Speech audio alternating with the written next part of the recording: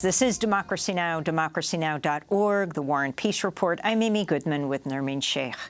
UN Secretary-General António Guterres is warning Afghanistan continues to face the largest humanitarian crisis in the world today. He made the comment earlier this week during a two-day UN summit on Afghanistan that was held in Doha.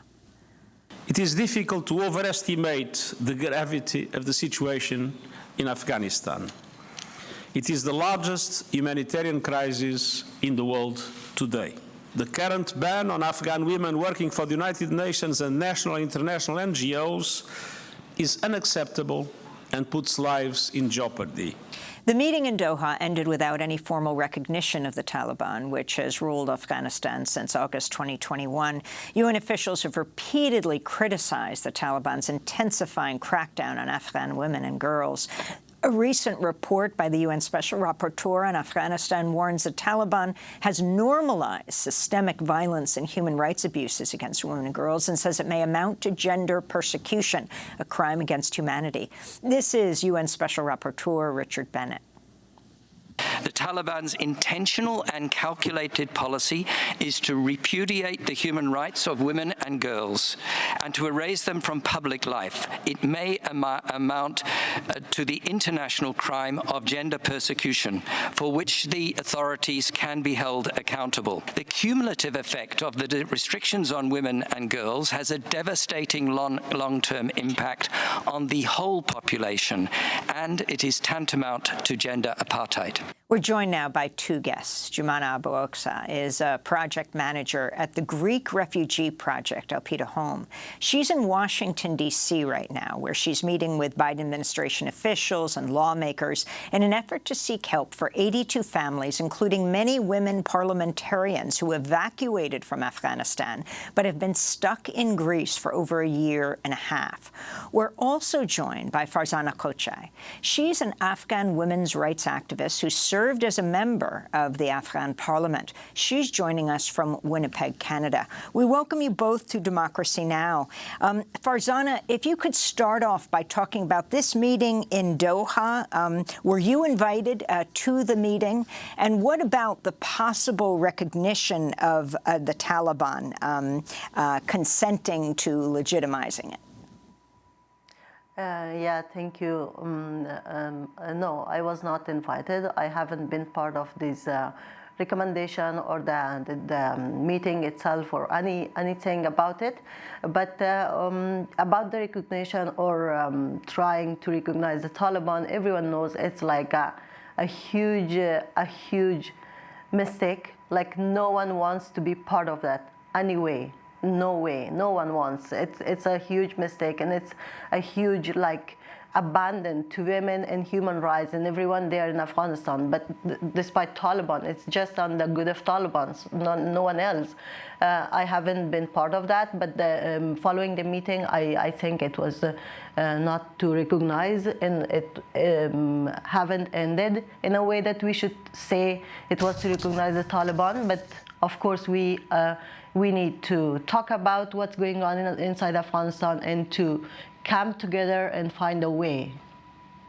And Farzana, what do you think the risks are of recognizing the Taliban government? I mean, there's not a government in the world that recognizes the Taliban, whereas when they first came to power in 1996, there were three countries, Pakistan, Saudi Arabia, and the UAE, that did recognize the Taliban. What do you think the risks are, and do you see any possible benefits to recognizing the Taliban government in the sense of potentially releasing funds and more assistance, given the grave humanitarian crisis there?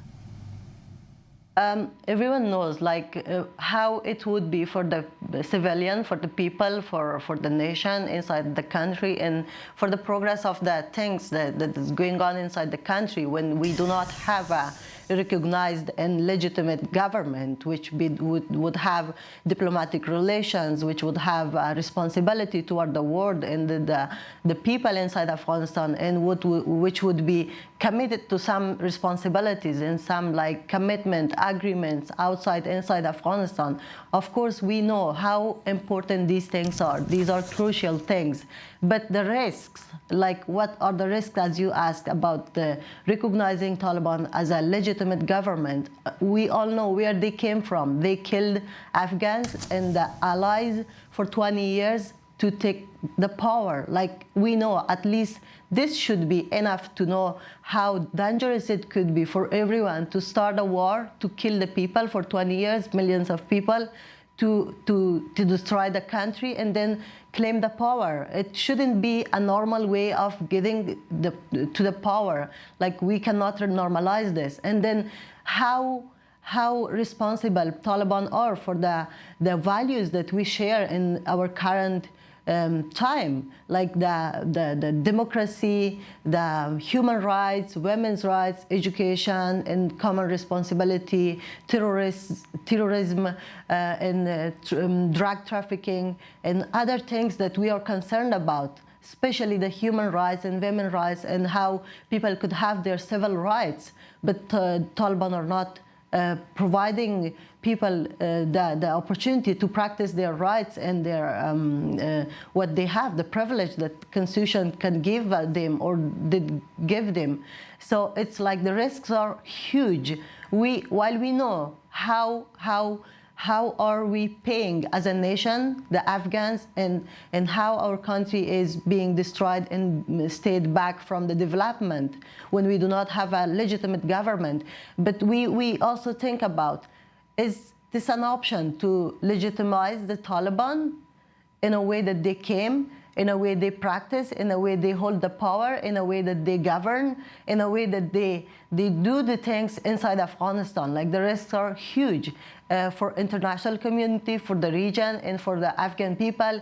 And it's a huge thing to be involved, to recognizing a terrorist group who is still killing the people, and who do not believe on human rights and women's rights and democracy and freedom of speech and anything that we all, as global citizens, as global nations, as part of international community, we all agreed on, and we believe those are our values, and we stay on those values, and we fought for that, and we are fighting for them.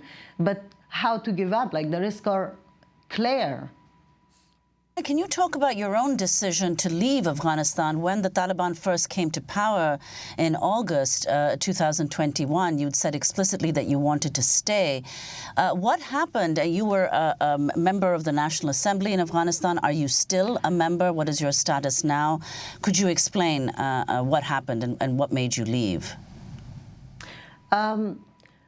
When the Taliban came, as a person who are in the power, part of the power, and I could have encouraged people, motivate people to stay or to be brave and to not give up. And then I could have sent a message like that the life is ended inside Afghanistan and we all have to run. I did the first thing. I stayed there, and I was speaking about that so loud that I will stay, and we need to stay. This is our country, and we need each other. Like, we can't all leave. It's not an option. Around 40 million people, and half of them women, where we should go. At least some of them are educated and had jobs and occupations which they believe that they fought for that so hard. So I said I will stay, but the things become in a way that the option of living an active life for women like me, who are active and who are not willing to give up on everything and just be inside the walls and just sit in the house and then do nothing and not speak about things, how it's going on, how the life is, how things are good or bad in a way. So when this option was taken from me, and I was warned again and again that this is not gonna happen to you, that you stay inside Afghanistan and do whatever you do, like speaking to the media. Part of it like could be an interview that we are just having this right now. It was like a huge crime inside Afghanistan while I was there. I was speaking to some national and international media at the moment, and because of my past activities in my stand against the terrorist groups, including the Taliban, and extremism